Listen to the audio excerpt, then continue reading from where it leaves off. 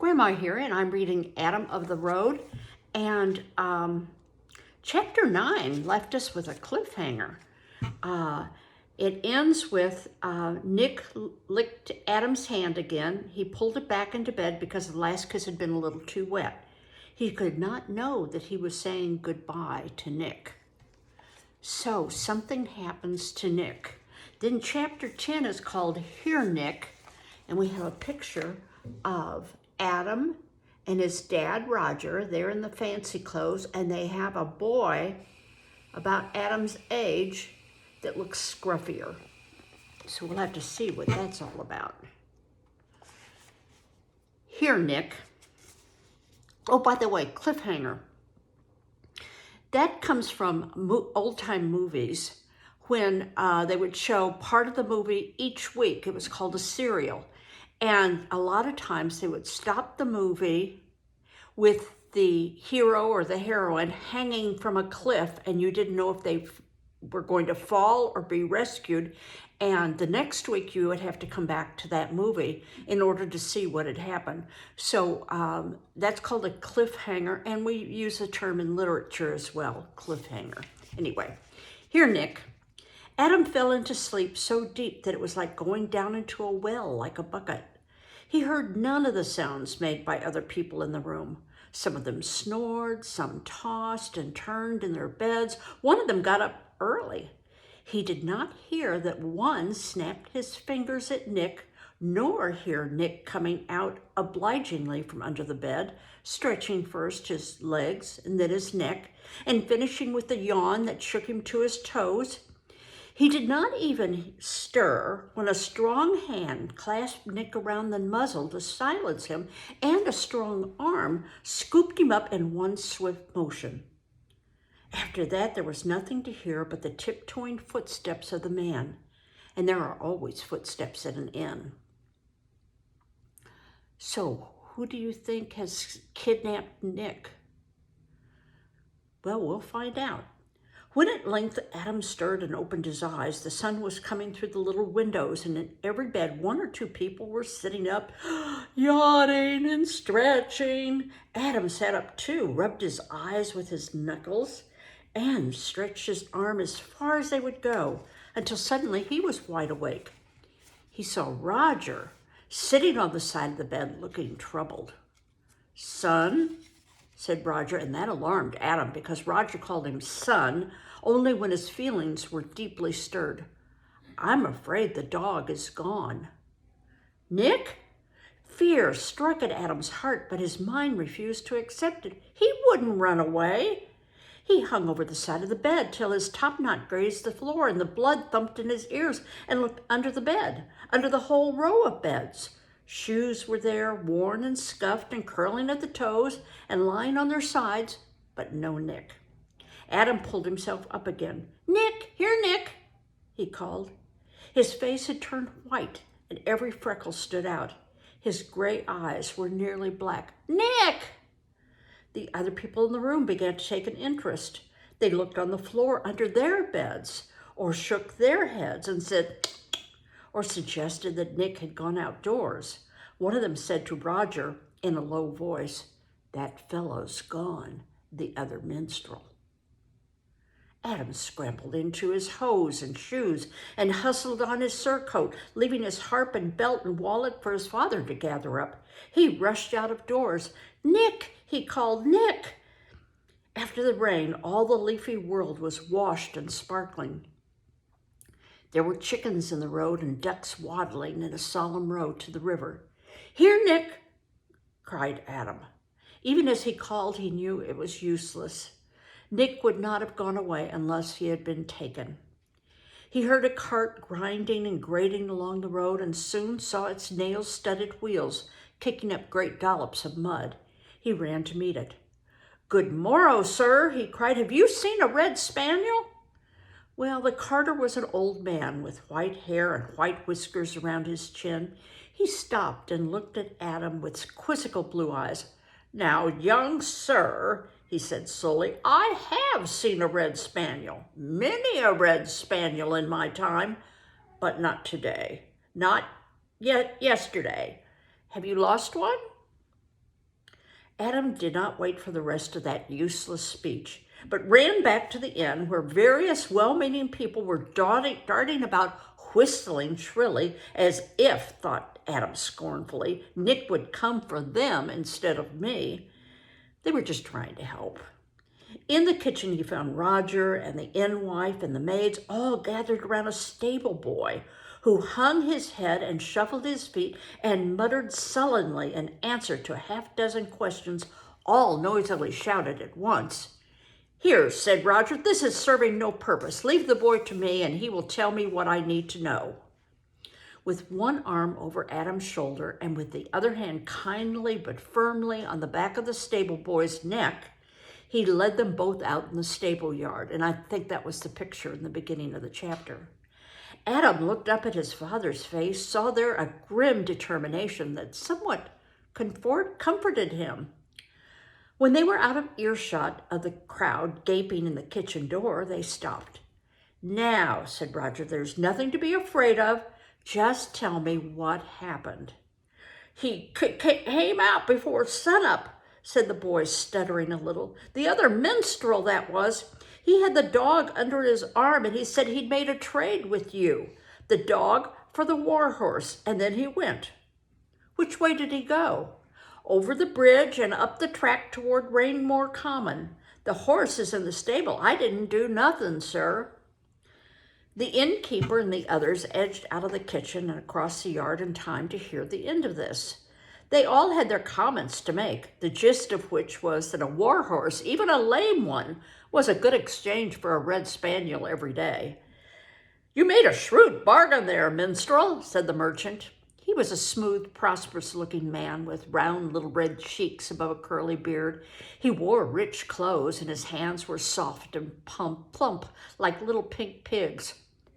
Adam looked at him in rage. "There's no war horse in this world that's half as good as Nick," he cried and stopped. Bayard was a good horse, and they had missed him sorely. Could Roger? He clutched his father's arm. "You didn't," he began breathlessly. "No, Adam, no." Adam looked deep into Roger's true gray eyes and knew that never in the world would he have secretly traded Nick for any horse. For a moment, Adam felt overcome with shame at having harbored such a thought. Then he forgot it as the realization of Nick stolen flooded his soul with anguish. "Come on," he cried. "Come on, we've got to hurry. Maybe we can catch up with him." Who's going to pay for the horse?" said the innkeeper. "A penny a day for fodder it will cost, and he ought to have a poultice on his leg." Every minute Jankin was taking Nick further along the road. Adam looked down at the shadow which stretched thin and black over the straw-strewn muck of the farmyard and bent up the side of the stable. It was a long shadow still, but every minute was shortening it, and Jankin had started before there were any shadows at all. Bayard whinnied, and Roger, with Adam protesting at his heels, went to look at him. The horse was lame. There was no doubt of that. Too lame to move.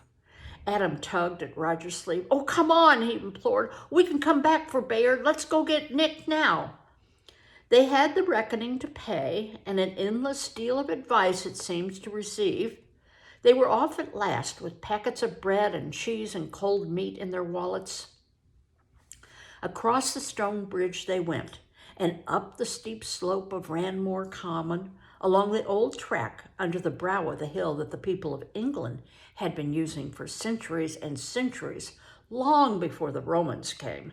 The Britons had brought their ingots of tin from Cornwall in the west over this high road to the eastern harbors. They called it a highway because it ran high along the chalk ridge that stretched across southern England. Now it was the Pilgrim's Way, from Winchester to Canterbury. This morning it was full of sky and sun and wind. As Adam and Roger crushed the little gray leaves of the thyme under their feet, the sun shone on the bruised leaves and brought out their fragrance, and the warm wind spread it far and wide. Below them stretched the Weald. spread that low-lying clay land grown over with thick forests of oak, and away at the southern horizon's edge was the blue line of hills called the South Downs, and beyond them a misty silver streak that Roger said was the sea. Now and then, as they hurried along the ancient track, they passed into the shade of the yew trees. Adam strained his eyes ahead along the road, looking always for a wiry figure and a little dog. He strained his body too, hurrying always and breathing hard. Nick, his thoughts went over and over. Nick, we've got to hurry. We've got to catch up with them. They met a shepherd. Have you seen a minstrel with a red spaniel? Cried Adam. No, the shepherd had seen neither minstrel nor dog. They met a pardoner with pilgrim badges sewn all over his cap and coat and a bag of pardons hanging on his back. Have you seen a minstrel with a red spaniel? Asked Adam. At the same moment, the pardoner began to talk about the wares which he had to sell, pardons from Rome. Pay a few pence and buy a pardon for your sins. Well, Jenkins should have one of those, said Adam grimly. Who is he? Where is he? Said the pardoner. That's what I'd like to know, said Adam. He's got my dog. Have you seen a little red spaniel? But the pardoner cared nothing for little red spaniels. He went on his way. Sit down and rest now, said Roger after a while. You'll save time in the end. They had crossed Ranmore Common and came out on the White Downs. Ahead of them, the track stretched in broken white lines where the underlying chalk showed through the turf. Adam flung himself down on the ground and buried his hot face in the fresh grass. All within him was turmoil. His thoughts and feelings buzzed like angry bees, and like bees, they stung him hotly. Roger sat beside him. Never fear, he said consolingly. We'll get him back. Adam rolled over and sat up, unconscious of his face streaked with dust and tears. Where has he gone, do you think? Why hasn't anybody seen him? Look, there's a church tower down there in the trees. There must be a village. Maybe he's there. He'd only have to come back to the Pilgrim's Way. There's no road through the Weald. Most likely he's going to Guildford, over yonder.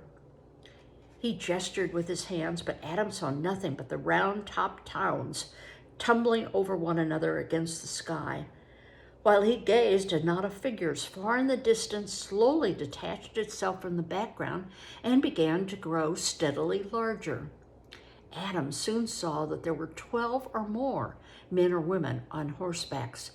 Pilgrims, said Roger. We'll ask them. Pilgrims always see everything. Remember yesterday, I think it was, we talked about pilgrims and that these are people who are on a religious journey.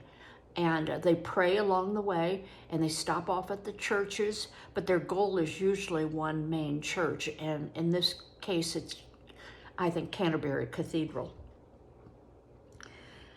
He stood up as they drew near, and so did Adam. The first two were jolly and substantial-looking townsfolk, and behind them were two countrymen. God save the merry company, said Roger politely. Sir, God save you, replied the nearest pilgrim. Adam stepped forward. Have you seen a minstrel with a red spaniel? He asked, and his eagerness caught in his throat and almost choked him. We have a pack of minstrels following on our heels. Look for yourself, boy. Adam ran to the end of the cavalcade, where he did indeed see 3 or 4 minstrels of the poorer sort, and 3 dogs. One was a greyhound. One was very fat, old brown and white spaniel. And one was a little thin, scrawny creature with a tail bigger than he was. One of the minstrels winked at Adam and jerked his head backward. On your way, boy, he said. We need no more harpers here. These worthy pilgrims have no soul for music. Have you seen a minstrel with a red spaniel? Interrupted Adam. And what pennies they part with for tales shall go to us, finished the minstrel comment. You mean Jankin of Chester? With a dog at the end of the leash, said another. And wings on his feet, added a third. And never a civil word in his mouth. Yes, cried Adam, that's the one. Where did you meet him?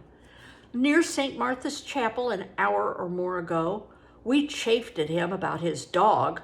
That's my dog, cried Adam in such a heartbroken voice that at once all the minstrels lost their jesting air, and the hindermost of the pilgrims reined in his horse and came back.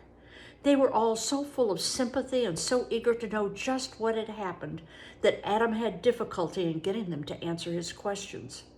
He was 2 years old, he answered impatiently. Please, where was he going? Yes, Jenkins took him while I was sleeping at the inn last night. Please, which road was he taking? It was the inn at Burford Bridge. Please, did he say where he was going? Then Roger came up and settled it. We're for Guildford in a hurry, he said briskly. Farewell, friends. Have a good day. He clapped Adam on the shoulder and they strode off. I got it from the wife of the first pilgrim, said Roger. They met Jenkins where the road divides, and he asked the shortest way to Guildford. She noticed the dog. He was so soft and shiny, she said, and friendly. That was Nick, all right, said Adam, half proudly, half sadly. Jenkins will sleep tonight at Guildford, Roger went on. We're sure to find him there. It sounded very definite. Even the names of the places along the way gave Adam confidence. They would find Nick again. Of course they would. He stepped out stoutly. Well, I hope so. The next chapter is called Adam Swims the Way, which is the name of the river. And there's a picture. If you look down here at the bottom, you'll see a little figure that looks like it's swimming. But why would he be swimming? Well, we'll find out when we read that chapter.